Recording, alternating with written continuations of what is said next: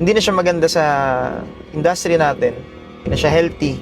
I think nagkakaroon na ng mga problema yung iba't ibang tao. Tuwing bibili tayo ng second hand car, lagi tayong magsasama ng mechanic. Kung ano man yung naging pagkukulang mo sa akin, pinapatawad na kita.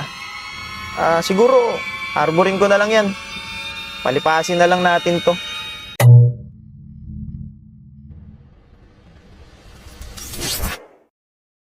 Masters, no, ganito na.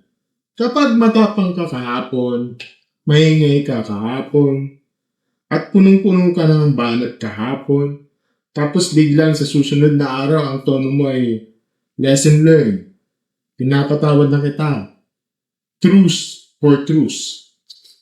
Natural lang na mapapatanong ang tao. Ano nangyari? May realization ba talaga? O may nararamdamang bigat na hindi nabiro? Kasi ngayon mga stories, no, may bago tayong development na naman to sa issue na to. No? May lumalabas na post mula sa isang law office.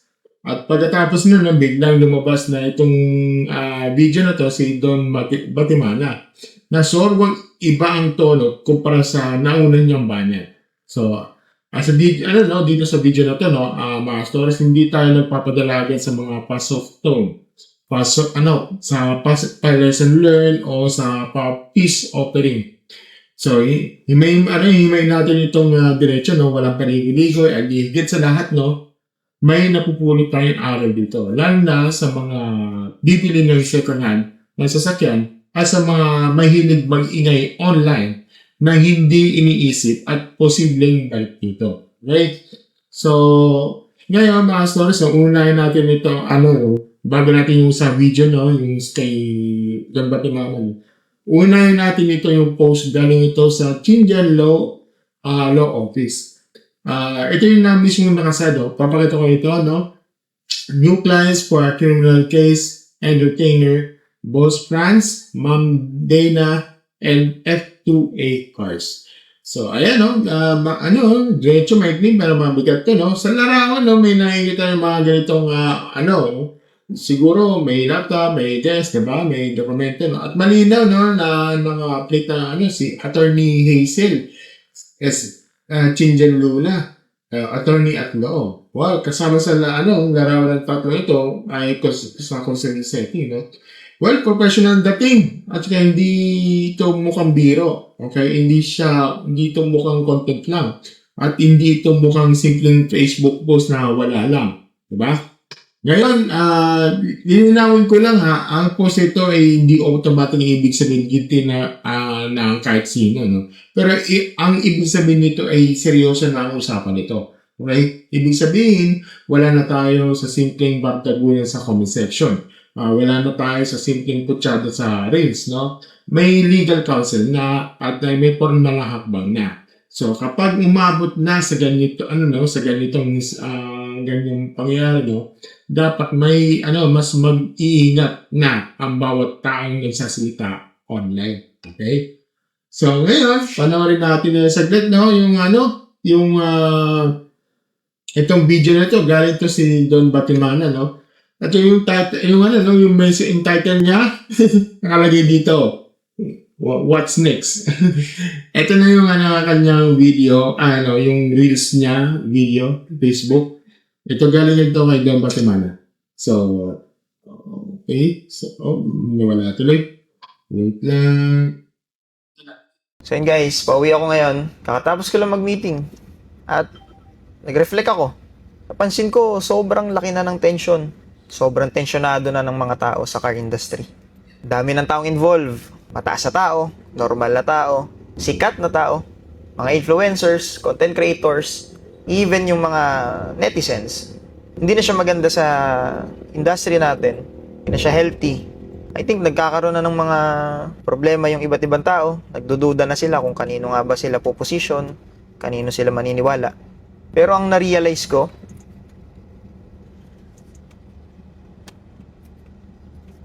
wala eh. Ganun talaga. Lesson learned. Gawin nating lesson to. Yung nangyari ngayon, parang sa akin, apply nyo rin sa inyo, na tuwing bibili tayo ng second hand car, lagi tayong magsasama ng mechanic. Kahit na gaano pa kasikat yung mga bibilan nyo ng sasakyan, magdala kayo ng mechanic, magdala kayo ng scanner, test drive nyo. So yung lesson na natutunan ko, I think, para sa inyo siguro yan. Ginamit siguro ang instrumento para nang sa ganun, makapagbigay ako sa inyo ng lesson. So, yun. Sobrang taas na ng tension. Sobrang dami ng pangyayari. At ako personally, kung ano man yung nagawa mo sa akin, Hakim, kung ano man yung naging pagkukulang mo sa akin, pinapatawad na kita. Sa mga taong nadamay, yung mga taong nagsisend sa akin ng mga resibon, meron silang mga problema kay Hakim, siguro, arborin ko na lang yan. Palipasin na lang natin to.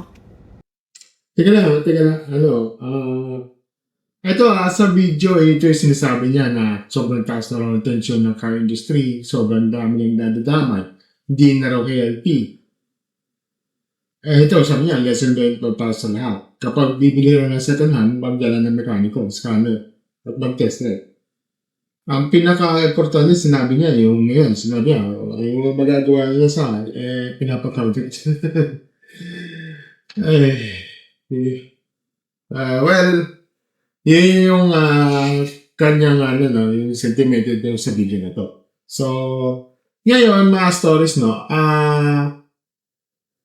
ito yung sa naman, dagdag yun ito sa kanyang sub-comment, no, ito yung sinabi niya sa, someone I respect talk to me now, truth for truth. At doon ako nito, no. Kasi mga stories, no, sobrang layo nito sa tono ng mga nauna, mula sa maingay, mula sa kalaban, mula sa pasabog, no, mula sa resibo ko, no, diba? Biglang naging reflecting, biglang forgiving, tapos naging, peace mode. Siyempre, no, bilang sa mga manunod, ako, natural lang na mapapatanong tayo, no? Biglang natauhan, biglang nag-mature, o biglang nararamdaman na hindi na biro yung pinapasok, okay? Ngayon, basahin natin yung mga comments na walang intro dito, no. Ito sabi ni Ivan, no, sabay ganun eh. Ito na yung part rin na, ito na yung part niya, guys. Okay. Tapos talaga Joshua, no, bata ka pa nga talaga at bata ka pa talaga mag-isip. Kung ako kay Hakim, tuloy ang kaso. O inumpisan mo, si Hakim naman ay bahala sa dulo. Ito galing kay Ryan C. Madami ka naman pala kakampi. Bakit di mo na ilabas yung mga resibo na sinasabi mo para naman may abangan kaming mga audience mo. Mas madami, mas malakas, di ba? Sabay-sabay natin panoodin si FDW Cars kung paano talaga siya babagsak sa kamay mo kung talagang matatag ka. Ayan, yan yung mga tono sa comment section, no? Hindi kumbinsido, hindi basta nauto, at hindi basta nakalimot. Okay. Mga stories, no? Ito ang opinion ko dito, no? Ito, kung totoo kasing, ito agad ang unang tumama sa akin, eh. May law office post, may mention na criminal case at retainer, no? Tapos biglang may real na lesson learned, forgive, truth, move on. Mga stories na kahit sino naman may common sense, mapapaisip ka talaga, eh. So, hindi ko sinasabi ito lang dahilan.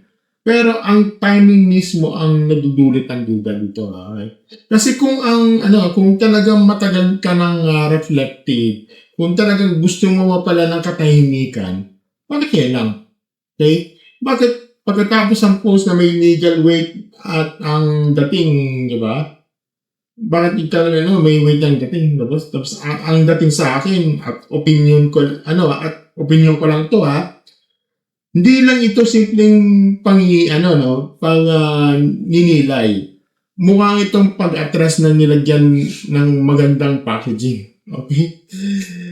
At saka yung ito pa, yung isa pang pinakawid para sa akin, eh.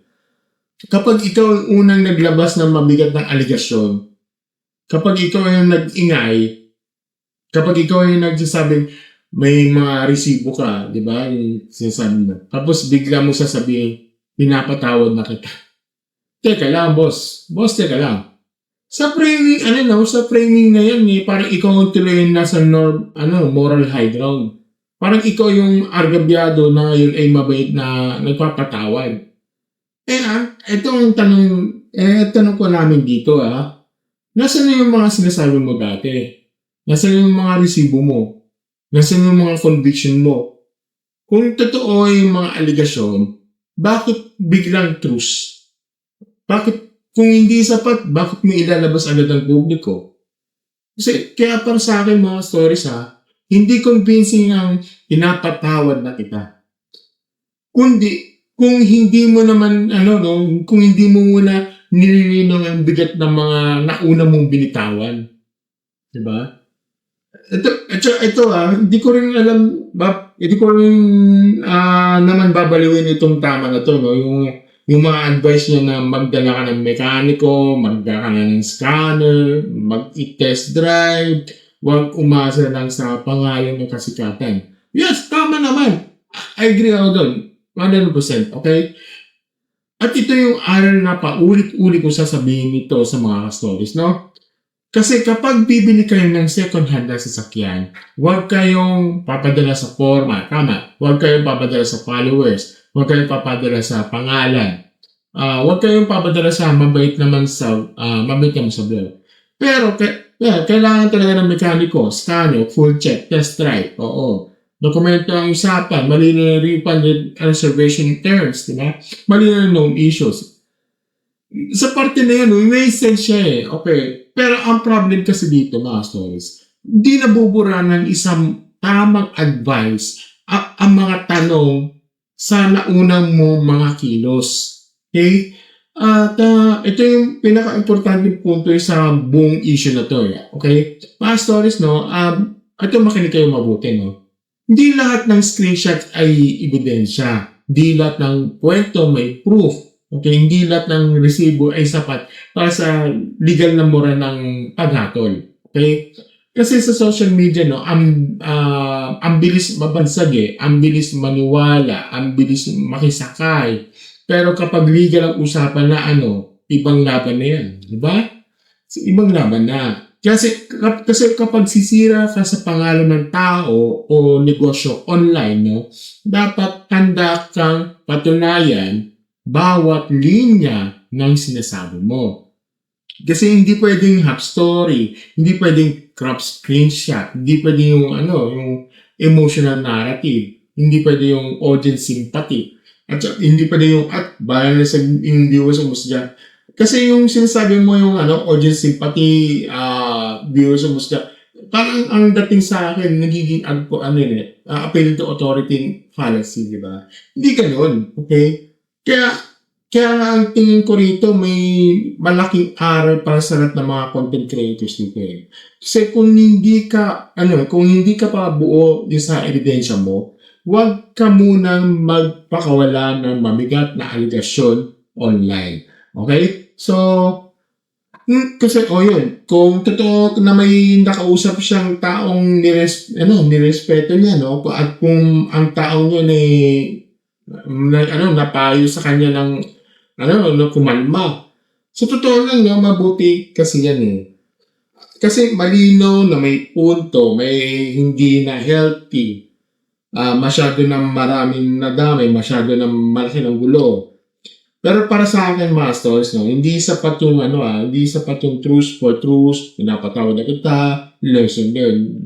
Yeah. Kasi kung gusto kong talagang ayusin, kung gusto mo talagang ayusin, dapat may kasunod na paglilinaw, pag-urong kung alin ang hindi mo napapatunayan, pagpurit ng anumang maling na ipakalat, at pag ako ang parte mo sa pag-init ng issue. So, yun. So, kasi kung wala niyan, ang dating lang is backpedal ka ng hindi inaamin na nag-overstep ka. Ngayon, ito dito, prank ka lang. Pagkatapos ang mabigat ng usapan, pagkatapos ng lesson learned, pagkatapos ng pinapatawag na kita, ito bigla, kain mo na sa 7 convoy, then tatagay tayo. Hindi ko alam Pero para sa akin, medyo open dating dito, no? Hindi dahil bawal kumain ng magre-rap. So, ang punto ka dito, ang bigat ang issue, eh. Pero ang lagi para content transition lang, eh. You know sa ano, hindi ko, papaano ko sa inyo, ano ito. Itutuloy. Guys, pauwi ako ngayon. Kaya, Gusto lang mag-meeting. kaya. Kasi, ayun, no, kumain kayo.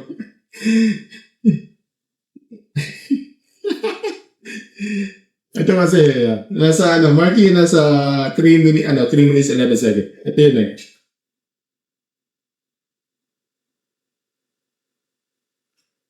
Ayan, so, nandito yung convoy ko.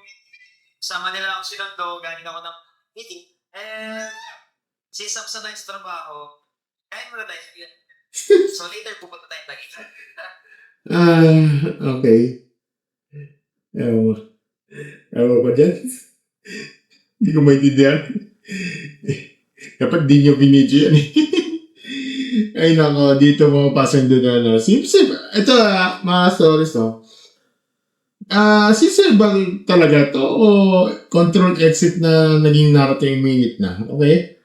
At saka ito, pinaka-practical na advice sa lahat na manonood dito, no? Mga stories, no? Pakiusap, kapag bibili kayo ng second hand ng sasakyan, ito yung gamitin mong checklist, no? Number 1, magdala ng trusted mechanic. Ano yan? Given na yan. Yung Number 2, magdala ng scanner kung kaya, ha? Number 3, mag-test drive ng maayos. Number 4, huwag mahiya magtanong. Okay. Number 5, huwag magmadaling mag-down. Okay? Huwag kayo magmadaling mag-down payment, ha? Okay? Number 6, basahin ng terms sa reservation, earnest money at refund. Okay? Number 7, i-save mga chats at usapan. Pero, huwag niyong popost yung ginagawa, yung ginagawa ni Don, kay Mr. Don. Yung, na ipopost niya online. Huwag mong gawin yan, ha? Pwede kang balikan ng pwede kang balikan ng may-ari nun. Okay? O kaya yung negosyo nun. Okay? Okay. At saka ito, ipalista ng known issues. Ilista mo yung mga known issues. I-check, tapos yung number 9, i-check ang ORCR, engine number, chassis number. At saka number 10, no, kapag may red flag sa ugali ng seller, mabuti, huwag kayong tumpik-tumpik pa, umalis na lang kayo. Kasi tandaan nyo, no, mga stories, no, mas okay na matawag kang mapili kaysa matawag kang mabugol. Okay? So, ito sa akin, no, mga stories na. Ito yung aral sa kabilang side, no. Kung dealer ka, influencer ka, o public figure ka, no, huwag ka basta magbitaw ng mabigat na paratang. Huwag ka magpakawala ng video kung emosyon lang ang baon mo. Huwag mong gawing audience trial ng isang bagay na pwede namang ayusin sa tamang proseso. At saka huwag mong kalimutan na may abogado, may batas, at may consequences sa labas ng Facebook. So, ang cloud, tandaan nyo, ang cloud isang araw lang yan. Ang kaso, pwedeng taon. Okay? Taon, or decades man yan, o pero hindi naman naaabot ang decades. Siguro, lang yan, due process kasi yun. Okay? So, mga stories, no, ito yung bottom line ko dito, no. Hindi ko bibilin agad ang truths kung hindi malinaw ng nilalayong linisin. Okay? At hindi rin ako basta naniniwala ng mga biglang pagbabago ng tono ay automatic maturity na. Pwedeng may realization, pwedeng may payo sa taong nirespeto niya. No? Pwedeng gusto niya lang humupa ng issue. At kung totoo man yan, maputi. Pero para sa akin, ang mas malaking lesson dito ay ito. Una, ang ingay sa internet ay hindi kapalit ng solid na ebidensya. Pangalawa, kapag may legal signal na, biglang nagiging totoo yung consequences ng mga salita. Pangatlo, no, sa pagpili ng second hand na sasakyan, huwag umasa sa pangalan, followers, o hype. Due diligence pa rin yun, okay? So, pang-apat, no, kung mali ang paghahawak mo sa issue, no, hindi sapat ang move on para mabura yung nauna mong sinabi, okay? Mali yung ano. At saka panghuli, no, kung gusto talaga ng lahat ng kapayapaan, dapat di lang truth ang meron. Dapat may linaw, accountability, at aral. So, yun mga stories, no? Kayo, ano kayo naman ang magsabi, no? Ano sa tingin nyo dito? Tunay bang tunay bang paghinamon ito? O matas lang ng naramdaman ng init na sa legal side, no? At naniniwala ba kayo na sapat ang pinapatawad na kita o truth for truth, okay? Para tapusin isang issue ng daming nadamay. Comment down below sa baba at yung mga pananaw ninyo. At gusto ko rin gusto ko rin mas marami na opinionated, may aral, at straight to the point na commentary. Don't forget to like, share, subscribe sa ating channel, and click the notification button sa baba. Muli, ako wala si Martin, no? And as always, thank you so much for watching and have a great never-ending stories. Bye!